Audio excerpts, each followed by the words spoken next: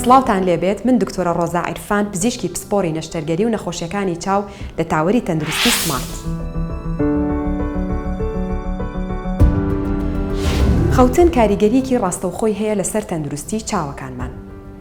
چاوەکان وەکو هەموو ئەندامەکانی تری لەش پێویستیان بە کاتی پشوو بە خۆنیۆکردنەوە هەیە.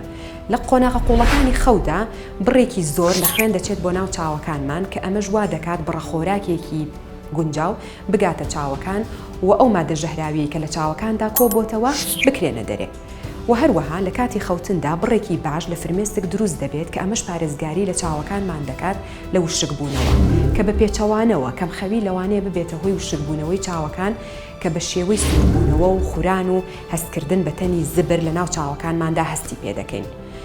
کەواتە بڕێکی تەندروست لە خەوتن پێویستە بۆ تەندروستی چاوەکان بۆ ئەوەی خۆیان نوێ بکەنەوە لە هیلاکی ئەمڕۆ ئامادە ببن بۆ ڕۆژێکی نوێ. سمارت وەرچەرخانە.